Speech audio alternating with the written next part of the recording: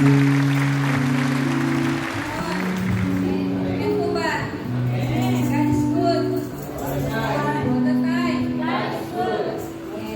So, since po ito yung sa buong isang linggo ay relax na relax. Sino naman dito yung buong isang linggo ay maraming kapaguran? Sa buhay natin ngayon, ang dami natin kapaguran. Yung mga tao walang pera, pagod mag-isip. Kung maraming pera, pagod pa rin yan doon mag-isip. Okay. Yung mga maghapong nakaupo, nagsiselfone, pagod pa rin yan. Yung mga nanay na maraming ginagawa sa bahay, pagod din yan. Ganon din ang tatay, naghahanap buhay. Mga estudyante nag-aaral, lahat po tayo pagod. Pero may pangakong Panginoon. Sabi niya, ang Diyos kasi, hindi siya napapagod magmahal sa atin. Isang tayo kahit sa pagmamahal natin sa ating kapwa, pagmamahal sa Diyos, napapagod tayo.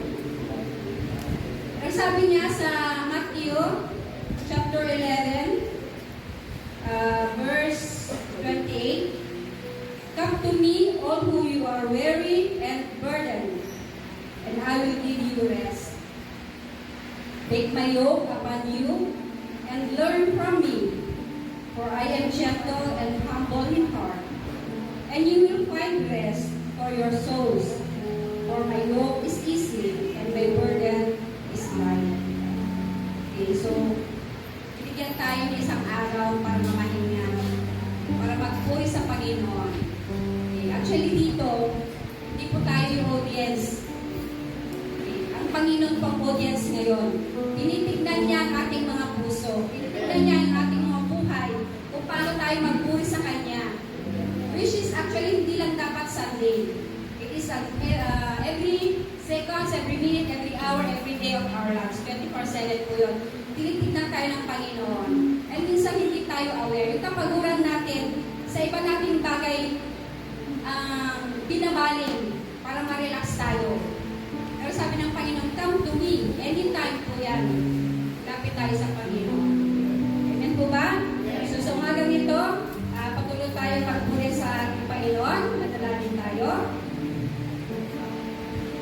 Pagkilang Diyos sa masalangit, tunay nga o Diyos na napakabuti mong Ama. Sapagkat wala kang kapaguran sa pagmamahal sa amin. Palagi mo kami iniintindi, Panginoon. Patawad, Lord, sa mga kasalanan nagawa namin. Pakalinisin niyo kami, Panginoon. Kami nagkakasala sa isip, sa salita, at sa gawa. Unaware kami, Panginoon, sa aming mga ginagawa. Nagkakasala kami na hindi namin alam, Panginoon. Subalit sa iyong habag at biyaya, lagi mo kami niyayakap, Panginoon. Lagi mo pinaparamdam ang iyong pagmamahal sa amin. Lagi mo pinaparamdam na ikaw lamang, Panginoon, ay sapat na. Dahil hindi lamang kami makakaramdam ng kapahingan sa mga makamundong bagay. Hindi lamang sa pera, Panginoon, nakasalalay ang kapahingahan ng aming isip, ng aming puso. Sapagkat ikaw ay nangako sa amin that you will provide all our needs go according to your glorious riches. So Lord, sa umagang ito, Panginoon, we come here corporately to worship you. Dalisayin niyo, Panginoon, ang aming mga puso. Nang sa ganon, maunawaan namin ang mga salita mo. Maunawaan namin, Panginoon, kung anong gusto mong iparating sa amin, Panginoon. Nang sa ganon, kami ay makapamuhay ng ayon sa iyong kagustuhan. Nang sa ganon, makapamuhay kami, Panginoon, ng sagana, Panginoon, na hindi umaasa sa anumang bagay sa mundo ito. Pero salamat pa rin, Panginoon, sa mga provision mo sa pang-araw-araw namin buhay. Kasi sa oras na ito, Panginoon, ikaw ang audience namin. Ikaw, Panginoon, ang mabigyan namin ng pagdakila, pagsamba, at pagpupuri. Tanggapin mo, O Diyos, ang aming buhay sa umagang ito. Purihin ka, pagkilaan ka. Itong aming samot dalangin. May pagpuri at pasasalamat sa ngalan ng aming Panginoon Jesus. Amen. Amen.